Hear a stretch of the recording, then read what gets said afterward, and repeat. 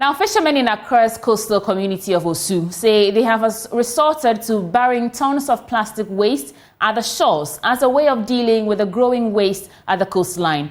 They're asking government to provide them with resources to properly dispose of the waste collected at the seashore. Adobia Asari delves into this practice and questions whether this approach is a reasonable solution to combating the rising filth at the coast. In the Osu community, determined fishermen take their destiny into their hands, dealing with the mountain filth they are confronted with every morning. A significant part of the filth scattered on the coastline is not entirely their doing, but leaving the plastic waste unattended to poses grave risk to their source of livelihood. Fishermen don't litter the coast with plastic waste. We are responsible for anything related to fish and not plastic. The residents in the community are responsible for the plastic waste. We clean the beaches because we have no choice. The plastic waste affects our work.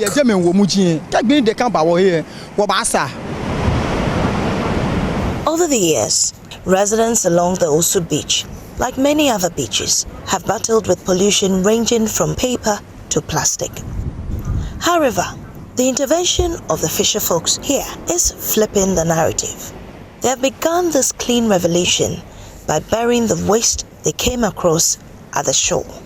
Patrick Loco is a fisherman here, and according to him, the clean beach has become synonymous with the community as a result of the collective effort of some fishermen.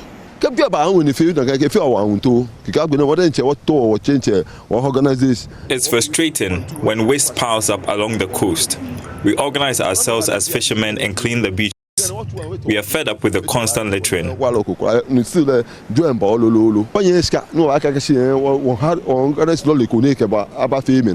We can't afford the services of waste collection companies, so we bury it after gathering.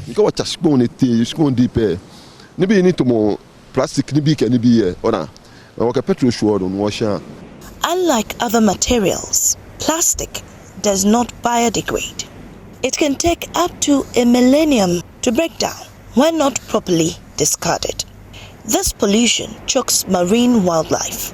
It damages soil and poisons groundwater and has the tendency of causing serious health problems.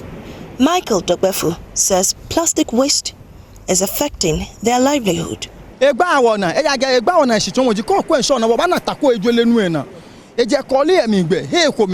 It is very disturbing as the waste keeps coming from the various outlets of gutters in the community. This plastic waste sometimes clog our outboard motors and we incur a loss of cost. Sometimes, while drawing our net and expecting a good cash, we only pull out rubbish. When asked whether he knew the method of managing waste was not the best, this is what he had to say. It is not advisable, but that is how best we can deal with it at the moment. We don't have bins to dispose the waste. Heaping and leaving it about are also not good. So we dig as deep as possible and bury the rubbish. The assembly used to provide waste bins, but we have not seen them in a while.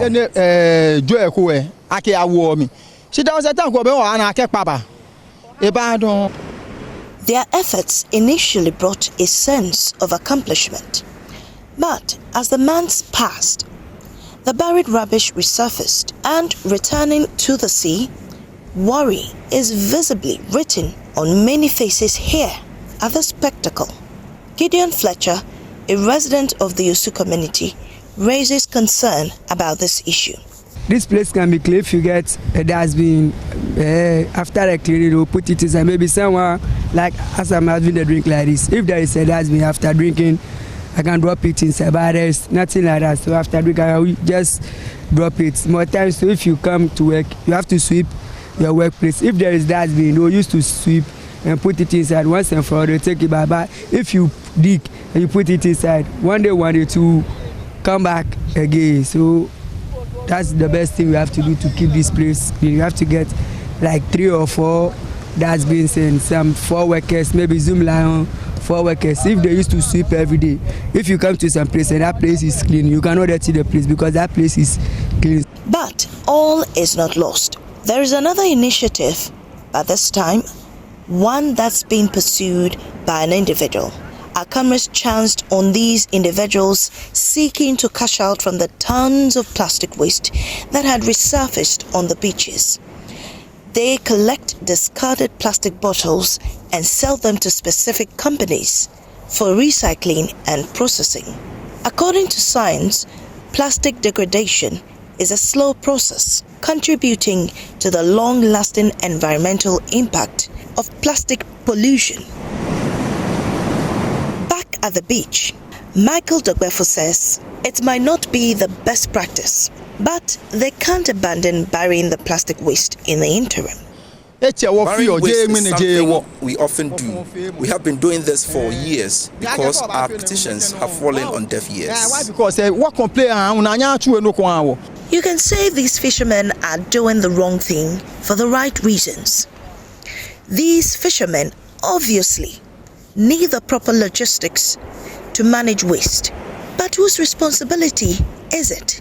For Joy News, Adobia Saris report, read to you